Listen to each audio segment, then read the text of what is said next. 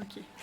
Bonjour à tous. Donc, je remercie le comité scientifique de m'avoir proposé de présenter l'article qui porte sur une méta-analyse de données individuelles sur la nouvelle décompensation de cirrhose et le TIPS.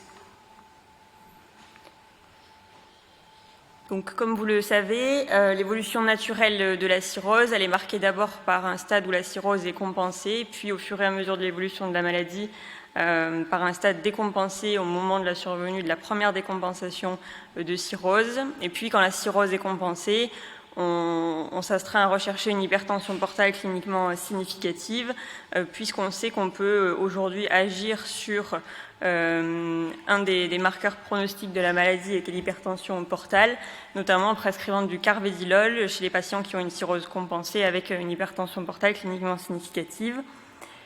Et au-delà du stade de cirrhose décompensée, l'apparition d'une nouvelle décompensation après un premier épisode est associée à un pronostic encore plus sombre chez ces patients.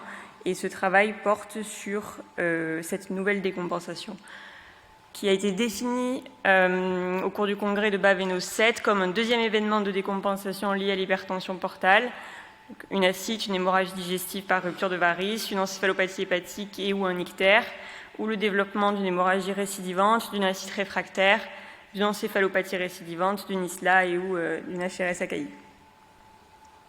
L'objectif de l'étude était d'étudier l'impact du TIPS sur l'incidence d'une nouvelle décompensation et sur la survie en comparaison au traitement standard. Nous avons réalisé une méta-analyse de données individuelles, donc après revue systématique de la littérature sur Embase Medline. On a sélectionné les études de cohortes contrôlées et les essais contrôlés randomisés entre 2004 et 2020, qui évaluaient l'efficacité du TIPS par rapport au traitement standard dans les indications hémorragie digestive sur rupture de varices, prophylaxie secondaire et acide réfractaire. Après avoir collecté les bases de données auprès des auteurs, on a créé une base de données dédiée. Notre critère de jugement principal était la survenue d'une nouvelle décompensation, donc définie comme l'apparition ou la récidive d'acide, une hémorragie digestive sur hypertension portale, que ce soit le premier épisode ou une récidive, une encéphalopathie hépatique, un ictère, une ISLA ou une HRS-AKI. Le critère de jugement secondaire, c'était la survie globale. Donc, nous avons réalisé une méta-analyse de données individuelles en 2 étapes, avec une pondération par l'inverse de la variance, et en utilisant un modèle à risque proportionnel de Cox pour ajuster l'effet du traitement en fonction des modificateurs potentiels. On a aussi créé un score de propension par régression multivariée des probis à partir de 15 variables. Et puis les fonctions d'incidence cumulées étaient comparées par test de Gray stratifié sur les quintiles de score de propension. Donc, nous avons sélectionné 15 études avec 8 essais contrôlés randomisés, 7 études observationnelles contrôlées, totalisant 4127 patients. Et puis, après avoir interrogé les auteurs sur la disponibilité des données individuelles, on a pu réaliser la méta-analyse de données individuelles sur 12 études, avec 3949 patients, dont 852 étaient traités par TIPS, et la majorité des études avaient pour indication du TIPS le TIPS préemptif. Voici les caractéristiques des patients. Donc, sur la gauche, la population globale, et puis sur la droite, la population appariée par score de propension, totalisant 2338 patients. Donc, l'âge moyen était de 54 années. L'étiologie était l'alcool pour 40%. La moitié des patients avaient un antécédent de décompensation. Et puis, les scores de Child-Pugh moyen et scores de MELD moyen étaient respectivement 8 et 14.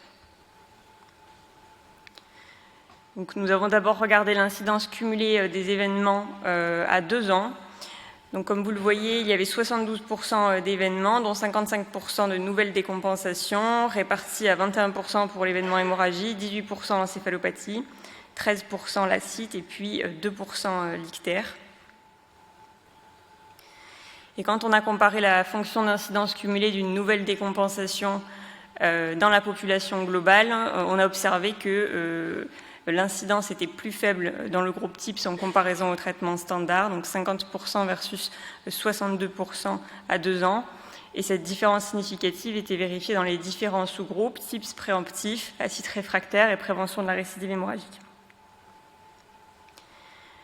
Nous avons réalisé une méta-analyse de données agrégées et cet effet bénéfique du TIPS en comparaison au traitement standard était vérifié avec un odds ratio à 0,48 en faveur du TIPS et c'était vérifié dans l'ensemble des sous-groupes à nouveau.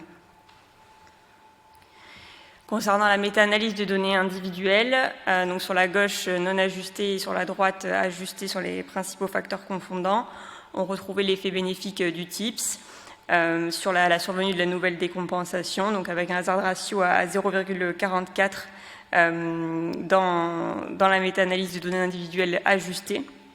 Et c'était vérifié dans les 3 sous-groupes, TIPS préemptif, acide réfractaire et prévention de la récidive hémorragique. Cette fois-ci, nous nous situons dans la population du score de propension et on observe à nouveau que la fonction d'incidence cumulée d'une nouvelle décompensation était plus faible dans le groupe TIPS, 48% à 2 ans, en comparaison au traitement standard, 63%, et c'était vérifié dans les 3 sous-groupes d'indication du TIPS. Le critère de jugement secondaire, c'était la survie globale. On a montré que la fonction d'incidence cumulée de la survie était meilleure dans le groupe TIPS, 71%, en comparaison au traitement standard, 63%, toujours à 2 ans. Et cette fois-ci, la différence était significative pour les sous-groupes TIPS préemptifs et acide réfractaire, mais pas pour le sous-groupe prévention de la récidive hémorragique. À nouveau, la méta-analyse de données individuelles ajustée, donc qui confirmait ces résultats, l'effet bénéfique du TIPS en comparaison au traitement standard sur la survie dans la population globale, dans les sous-groupes TIPS préemptifs et acide réfractaire, mais pas dans le sous-groupe prévention de la récidive hémorragique. Et un autre moyen d'exprimer l'effet, c'était qu'on a calculé qu'une vie était sauvée tous les 13 patients traités par TIPS.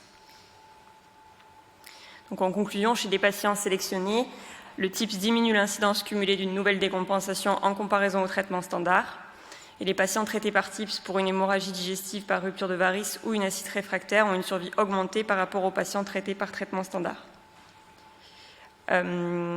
Donc cette étude, c'était la première méta-analyse de données individuelles dans la cirrhose qui évaluait le risque de nouvelle décompensation.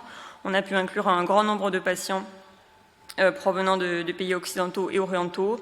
L'ensemble des TIPS utilisés étaient des prothèses couvertes. Et puis, on a pu obtenir des résultats similaires entre méta-analyse de données agrégées, données individuelles sur population globale ou score de propension. Et puis, les limites, nous avons inclus des études observationnelles contrôlées, mais on a mené des analyses de sensibilité et puis on a utilisé un score de propension pour essayer de contrôler ce biais. On n'a pas pu mettre en évidence de bénéfices en termes de survie pour l'indication prévention de la récidive. L'incidence de l'encéphalopathie hépatique prise à part était plus élevée dans le groupe TIPS. Nous n'avions pas de données disponibles pour une analyse coût-bénéfice et on ne peut pas appliquer ces résultats aux patients avec une insuffisance hépatique sévère puisque les patients étaient bien sûr sélectionnés dans ces études. Donc en conclusion, si le carvedilol a sa place dans la prévention de la première décompensation de cirrhose chez les patients avec une cirrhose compensée et une hypertension portale cliniquement significative, le TIPS semble avoir sa place dans la cirrhose décompensée après un premier événement pour prévenir la nouvelle décompensation. Je vous remercie.